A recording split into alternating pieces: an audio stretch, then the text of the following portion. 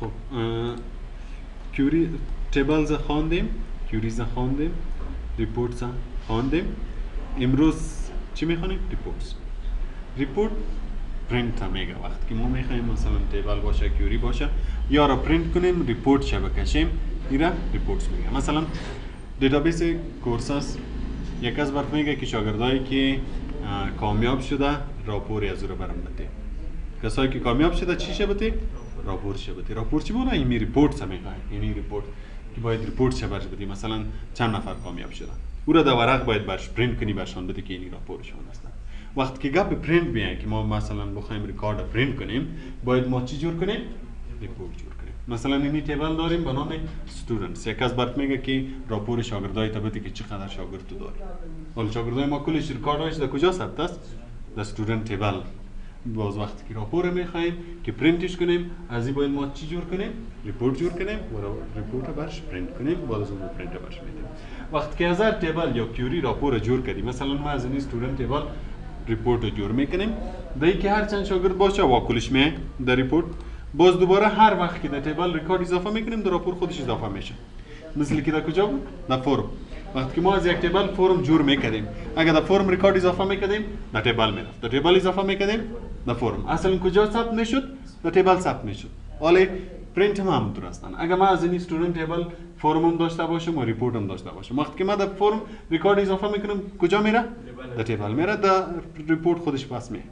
دیگه وقتی که گپ راپور بیاد که میگه که راپور برام بده، باید از هر چی باشه، مثلا از استودنت باشه، از فیزش باشه، از کامیاب شدن، از ناکام شدن، کی فیز داده کی نداده، راپور از این چیزا باشه، باید ما از زو تیبل یا از کیوری ریپورت جور کنیم. خلاصه ریپورت برای خاطر پرینت هستن. وقتی که میخوای ریکارد پرینت کنی، باید راپور جور کنی. راپوری که جور میکنی، ریپورت از تیبل هم جور کنه میتونی، از کیوری. مثلا ما کیوری را ساختیم کسایی که فیس ندادن. حالا میخوای راپوری از کسا رو بده که فیس نداده، باید از کیوری ما جور کنیم. کسایی که مثلا میخوای به نام سرچ کنی، مثلا میگم تمام کسا که نامشان علی هستن یا تمام کسا که پروگرامشان ویندوز هستن، باید ما اول از تیبل کیوری جور کنیم تا که برای ما نشان بده. باز از کیوری راپور جور میکنیم تا که پرینت شه. خب ریپورتی که جور میکنی یه هم به چند طریقه هستن. ریپورت دیزاین، لینک، مثل که فرم است. که سه طریقه در فرم بود، اینجا بود. فرم ویزارد، ریپورت ویزارد. این طریقایی که فرم داشت، اون طریقه راپور هم داره. اول میایم از ویزارد میخوانیم که از ویزارد چه رقم راپور باید جور کنیم. مثلا ما از این استودنت تیبل میخوایم راپور جور کنیم، اینجا میایم ریپورت ویزارد کلیک میکنیم. سعی کن اینجا نوشته است تیبل اور کیوریز. از تیبل هم میتونی جور کنی، از کیوریز هم میتونی جور کنی. وقتی که کلیک کنی، اینجا تیبل ها رو برات نشان میده، کیوریز هم نشان میده. در شروع تیبل نشان باشه، در شروع کیوری بعد از اون نامش میباشه.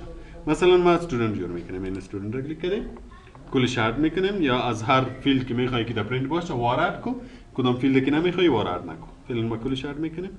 نکست. اینجا گروپینگ میگه که میگه گروپینگ میخوای یا نمیخوای. گروپینگ امروز میمونیم بر صبح، فعلا نکست میکنیم. اینجا میگه سورت میخوای یا نه. وقتی که پرینت میکنی باید سورت باشه یا نباشه. سورت ما خواندیم نه، به خاطر چی است؟ منظم کردن است، از تا زید، از زید تا اینجا میتونی سورت کنی. مثلا ما برش میگم که اس نیم استودنت نیم باید چه قسم باشه؟ اسندینگ باشه یا descending باشه، از A تا Z یا از Z تا باشه. فعلا میگم ascending باشه. بعد از اون میتونید دیگه فیلدز هم منظم بسازید. فعلا اینی رو سورت میکنیم. نکست. کالومر تیبولر جستیفای یا را در فرم خوانده بودیم. اگر ما کالومر را کلیک میکنیم، باز در راپور یک نفر پرینت میشه. و اگر تیبولر کلیک کنیم، به حساب تیبل کلش پرینت میشه. راپور زیادتر چی میباشه؟ تیبولر میباشه. فرم که ما زیاد جور میکردیم چی میبود؟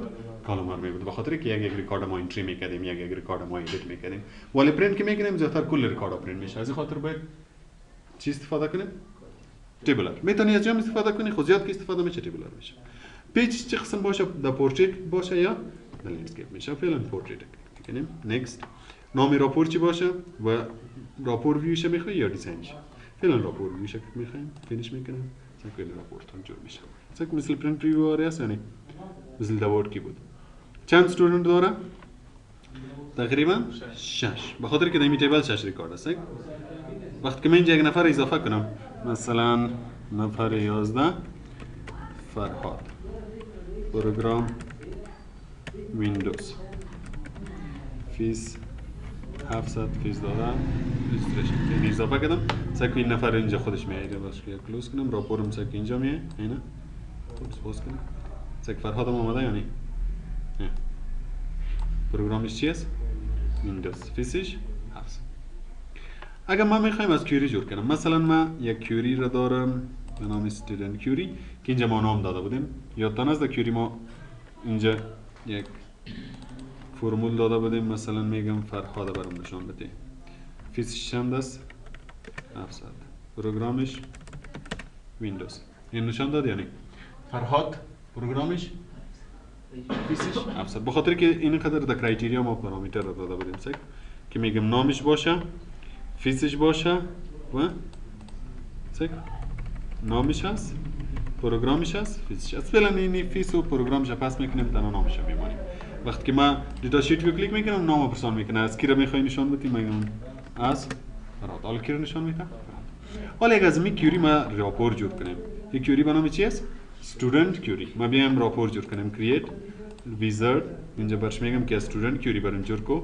کل ریکاردش اینجا بیایم نکست گروپینگ فعلا نمیکنیم اسندینگ هم میخوای بکو اگر نه هیچ نکست میگم تیبلار باشه یا پورتریت باشه و راپور ویوش بیایم فینیش سکو میگه کدام ریکارد پرینت میکنی حالا چی میه پرینت میه چون ما از کیوری راپور جور کردیم و راپور به خاطر پرینت استفاده میشه میگم راپور کی رو برام پرینت کو فرهاد سکو کی رو پرینت میکنه ولی فرهاد پرینت میکنه یا اگر ما دوباره بیایم کلیک کنیم مثلا بازش میکنم یعنی اینجا به نام استودنت کیوری راپور شد کلیک میکنیم این دفعه میگم خالد کی اومد دیگه اینجا میگه راپور همیشه وقتی که ریکارد میخواست پرینت کنی اگر تیبل باشه یا کیوری باشه باید از اون ما راپور جور کنیم وقتی که راپور جور کردی باز از این وقتی که سر بٹن واز میکنیم باید از این چی جور کنیم مایکرو جور کنیم مثلا دو تا راپور داریم ما مایکرو جور میکنیم میگیم د کرییت مایکرو رو کلیک میکنیم اگر از ریپورت جور میکردی اینجا باید چی رو انتخاب کنی اوپن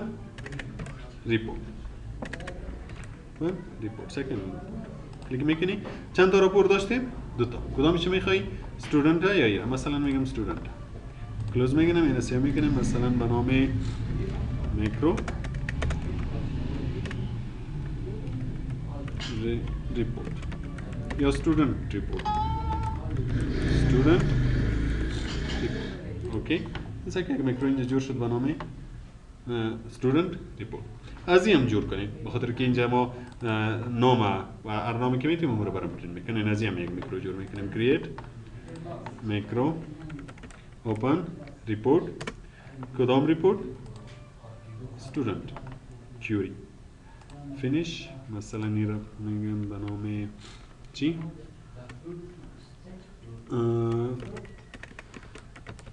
استودنت ریپورت